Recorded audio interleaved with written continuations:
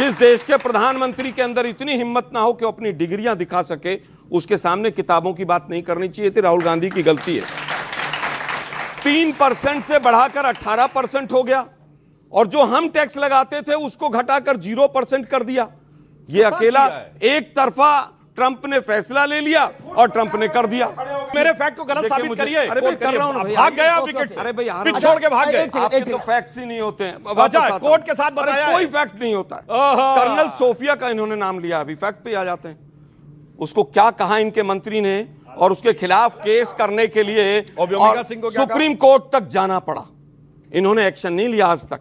Colonel Sophia की बात करते हैं, ये कहते हैं साहब वो राहुल गांधी चाइनीज डेलीगेशन से मिल रहे थे।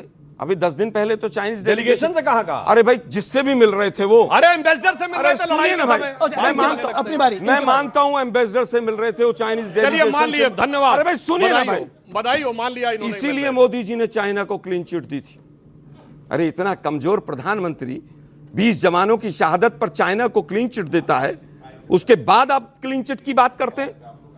एयरफोर्स चीफ ने कहा कि हमें कोई फंड समय पर नहीं मिलता। सिंह साहब ने कहा था कि नहीं कहा था? उसके बाद 15-15 लाख रुपए इसीलिए अकाउंट फंड नहीं मिलता, झूठ बोल रहे हैं। अरे भाई उन्होंने कहा हर प्रोजेक्ट अरे भाई हर फंड जो भी एयरफोर्स चीफ का या एयरफोर्स के प्रोजेक्ट का होता है बिल्कुल हमें डिले रहता है। छोड़िए, मैं नाम नहीं लेना चाहता। आर्मी जनरल्स और उनको राजनीति में नहीं घसीटना चाहिए। मैं इसलिए मैंने सिंह साहब का वापस आता हूं।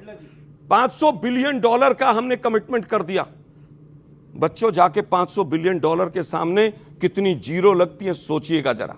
ये देश के प्रधानमंत्री ने संसद को अंधेरे में रखा, विपक्ष को अंधेरे में रखा। क्या प्राइवेट लिमिटेड कंपनी चला रहे हैं वो? किससे पूछकर किया आपने? सवाल क्या है? हमारी तरह नहीं कि फैक्ट के साथ किताब। सर मेरा प्रश्न है कि अमृत काल में रंगों की जो राजनीति हो रही है उस पे हमारा लोकतंत्र किस तरीके से? रंगों की राजनीति मतलब? रंगों की राजनीति, अभी काले की चर्चा हो रही थी, हरे रंग की चर्चा होती है, भगवा रंग की चर्चा होती है, तो इस तरीके से हमारा लोकतंत्र किस तरीके से अमृत भारत में? मैंने एक जवाब दे दूं। हाँ, बोलिए सुधांशु जी बोलिए, 10 सेकंड। इस समय अब देश में कई रंग दिख रहे हैं। भगवा हरा दिख रहा है, एक जमाने में हरा ही हरा दिखता था। ओके हरा ही हरा दिखता था उस जमाने में। सवाल क्या पॉइंट आपका, क्या सवाल है? अब 2 रंग दिखने लगे। E20 हम अभी तक क्यों यूज कर रहे हैं, and why it is not getting any cheaper? E20 fuel, I think very technical question. I think इनमें से कोई जवाब नहीं दे पाएगा। Okay, very technical question. Okay, और कोई सवाल? नहीं, 1 मिनट में जवाब देता हूं। नहीं, E20 पे, पर आई थिंक वो हम क्यों यूज कर रहे हैं इसका जवाब पेट्रोलियम मिनिस्ट्री देगी। मेरा किसी की तरफ असम्मान नहीं था, but it is a very technical issue, that's why I said. but if anyone wants to answer, he is free to answer. They are budding, they are going to be lawyers tomorrow. अरे नहीं, बिल्कुल आपकी तरफ से नजर। देश में खपत है फ्यूल की, वो खपत पूरी आ नहीं रही है, तो कैसे एथेनॉल मिला के सारी गाड़ियां बर्बाद की जाए, ये सरकार का एजेंडा नंबर 1। सब कुछ सवाल।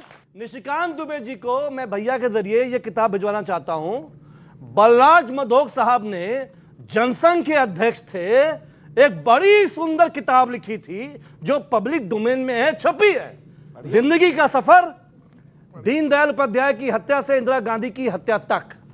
तो जो उसमें कहा गया है, जैसे स्वर्गीय इंदिरा गांधी जी को क्या कहा गया कि वो और धीरेन्द्र ब्रह्मचारी अय्याशी करते थे, ये एक निजी मामला था, ये एक ऐसी बात थी।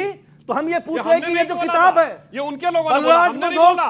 बलराज नेहरू के पीए ने बोला, एमओ मथाई ने बोला, हमने नहीं बोला। बलराज मधोक को मानते हैं, 84 के हैं बलराज मधोक को। बलराज मधोक साहब का भी बोलना शुरू कर दूंगा ना, तो सब आए बाएं शायद सब भाई साहब निकल जाएगा। आज आपने आज दोबारा रिपीट किया। अब सुनो, दोबारा रिपीट किया आपने।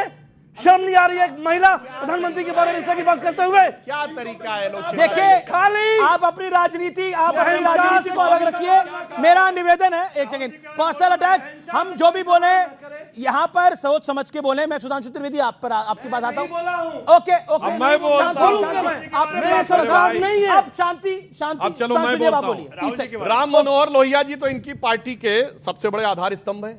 उनकी किताब कल्प्रिट्स ऑफ द पार्टीशन, उसमें उन्होंने लिखा है कि सुभाष चंद्र बोस के का विरोध करने की जो नेहरू की नीति थी वो ईर्ष्या से कारण थी, और वो ईर्ष्या से युक्त थे। बोलो, राम मनोहर लोहिया की किताब, बोलो भाई, ये कोई पकड़ा देता है लेके आ जाते हैं तो अलग है, कायदे से पढ़ा करो। शांति शांति शांति।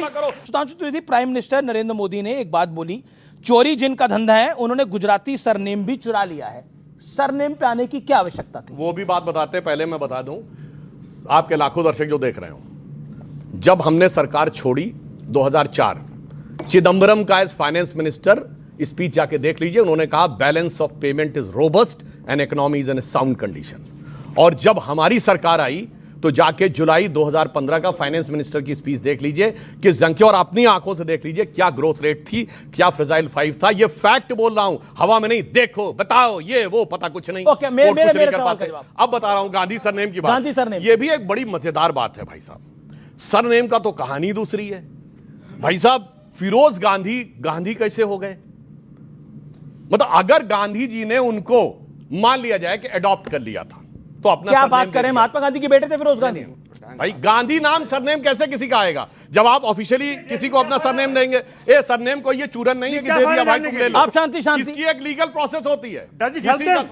फिर देखिए बीच में बोलने लगे नरेंद्र मोदी इनकी शिक्षा ये क्या है भाई? आप कर रहे हैं क्या तरीका है? ओके ओके, सुधांशु त्रिवेदी, मैं ये पूछना चाहता हूं, सुनिए, मैं आलोक शर्मा के बाद आऊंगा, फिर आपका सोमनाथ। नेहरू गांधी कैसे हो गए?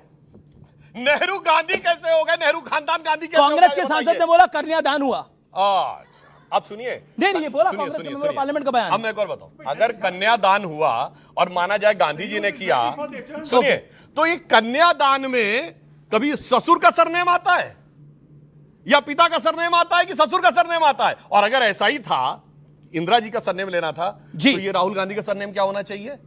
सोनिया गांधी एलाइज एंटोनियो माइनो का सरनेम क्या होना चाहिए? बोलो भाई। अगर इंदिरा गांधी के शादी होने से वो हिंदू भी हो गए और कश्मीरी पंडित भी हो गए तो सोनिया गांधी जी से राहुल गांधी क्या हो गए? ये अपने हिसाब से इधर उधर गांधी सरनेम पे। ओके आलोक शर्मा, आप फिर सोमनाथ भारती, फिर सोमनाथ भारती, आपको बता रहा हूं। मैं तो केवल एक आखिरी दौर है, मैं एक ही सेंटेंस बोलूंगा ओके, कि सिंदूर की कीमत ये क्या जाने, इससे ज्यादा कुछ नहीं बोलूंगा।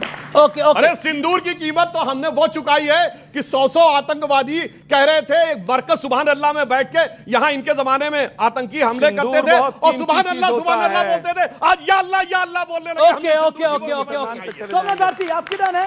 सोमनाथ भारती, क्या आपको लगता है राहुल गांधी जी अगर गद्दार ना कहते तो सदन, अगर गद्दार वाली बात ना लेके आते तो बीजेपी को कवर फायर ना मिल जाता?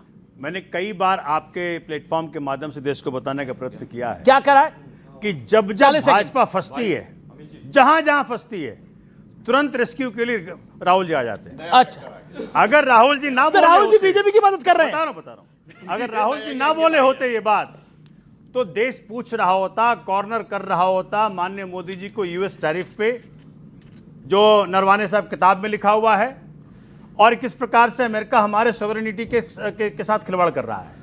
लेकिन वो बोल करके पूरे देश का जो डिस्कशन है वो सारा चेंज हो गया। इसलिए मैं कहता हूं कि भाजपा और कांग्रेस दोनों मिले हुए हैं और दोनों मिलकर देश को बेवकूफ बना रहे हैं।